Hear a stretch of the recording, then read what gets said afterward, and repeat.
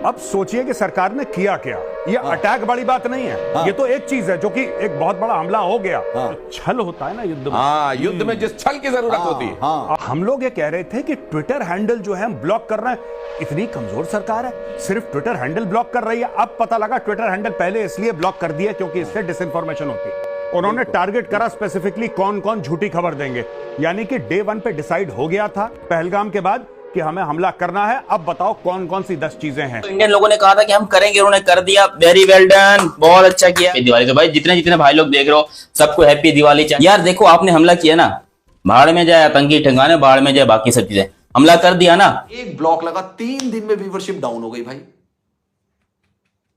ये कैसा बेस था इनका? तो फाउंडेशन ही हिल गई ना इनकी। अब रज़वान हैदर को देख लो आप, कहानी खत्म। मारे मारे फिर रहे हैं फेसबुक से व्यूज लेने के लिए। और यूट्यूबर बता दूं आप, इनके सबसे बड़े यूट्यूबर वासे और बीफी, अपन का कोई पंगा वंगा नहीं है उनके साथ, कोई वो नहीं है, गाली गलौज वाला सीन नहीं है उनका भी, इधर कुछ नहीं है ऐसा।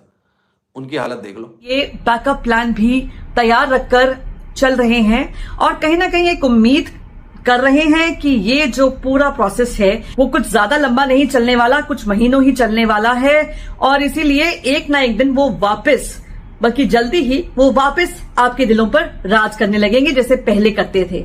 लेकिन वो नहीं होने वाला। गवर्नमेंट ने बैन कर दिया तुम्हारा चैनल, पर तुम अभी भी बाज नहीं आ रहे हो। तुम फेसबुक पे जा रहे हो, अपने लिंक शेयर कर रहे हो, यहाँ देखो जी मुझे आईपीएल की बातें कर रहे हो, अभी भी कर रहे हो। क्यों कर रहे हो? कोई सेल्फ रिस्पेक्ट नहीं है?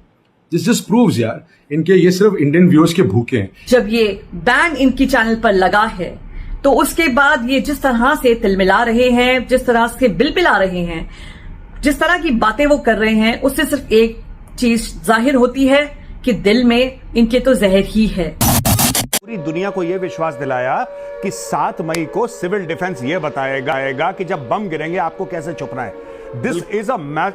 जो छल होता है ना युद्ध में, युद्ध में जिस छल की जरूरत होती है। आपने पूरी डिसेप्शन की एक्सरसाइज करी।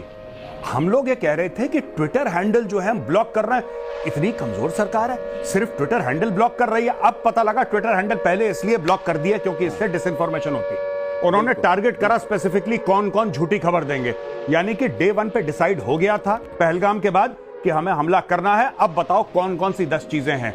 लोग ये कह रहे थे मीटिंग पे मीटिंग करे जा रहे हैं। यार अटैक कब होगा? मीटिंग इसीलिए की जा रही थी। ये तो बात की बात है। इसके पहले प्रॉपर डिसइंफॉर्मेशन एंड आप ये कह दीजिए कि एक पूरा इंफॉर्मेशन वॉरफेयर का प्लेटफॉर्म तैयार किया गया वहां पे। मतलब ये जाके ये जो इंडियन भाई लोगों ने हैप्पी दिवाली का निमंत्रण भेजा मेरी तरफ, वेरी गुड भाई। देखो हैप्पी दिवाली सबको सेम टू सेम बोलना चाहूंगा मैं। जिसने हैप्पी दिवाली बोला उसको बोलूंगा हैप्पी दिवाली भाई। मजा आया, मजा, पहली दफा बोल रहा हूँ, मजा आया। कुछ ना कुछ हुआ है।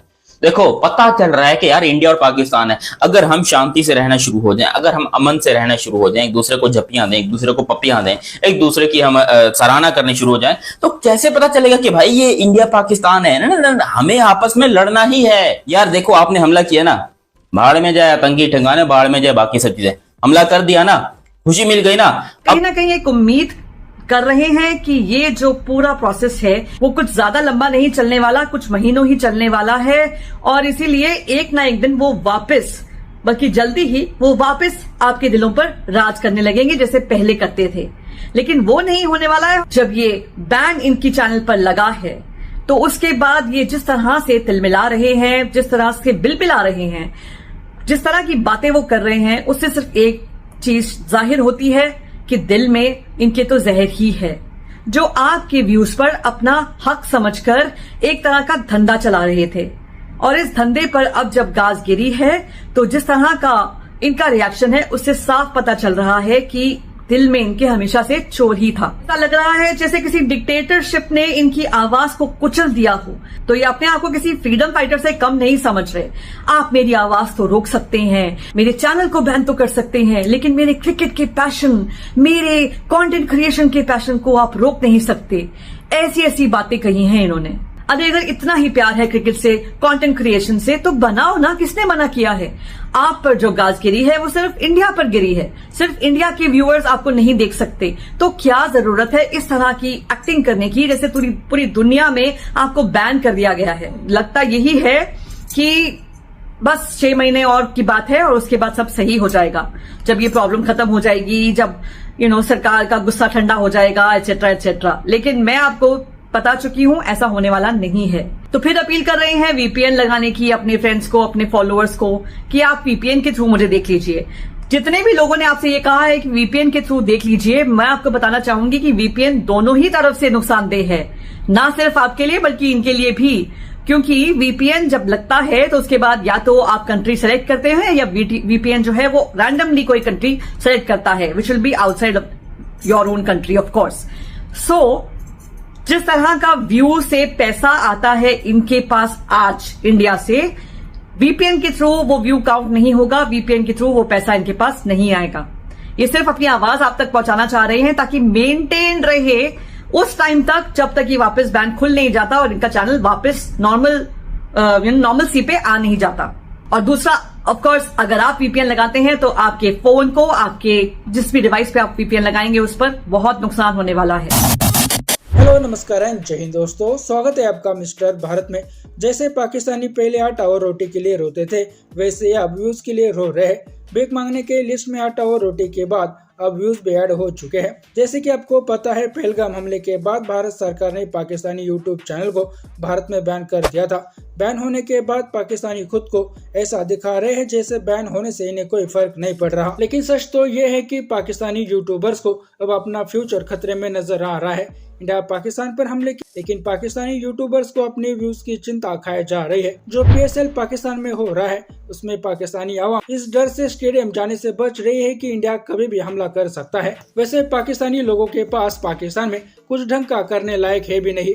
इनके लिए सबसे आसान जॉब यूट्यूबर बनना है। यूट्यूब चैनल खोलकर सिर्फ इंडिया की तारीफ और अपने देश की बेइज्जती करनी होती है। इसके बाद इन्हें भी अच्छे से पता है कि इंडियन इन्हें भर भर के व्यूज दे देते हैं। यही पाकिस्तानियों की पैसे कमाने की स्ट्रेटेजी है।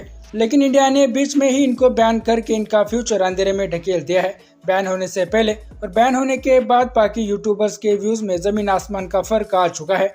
अगर बैन होने से पहले पाकिस्तानियों के वीडियोस पर एवरेज व्यूज 100K आ रहे थे, तो अब बैन होने के बाद ये व्यूज 10K के अंदर ही सिमट कर रह गए हैं और ये देखकर पाकिस्तानी खून के आंसू रो रहे हैं। आप ये भी कह सकते हैं कि पाकिस्तानी यूट्यूबर्स इंडिया के व्यूज पर ही निर्भर थे।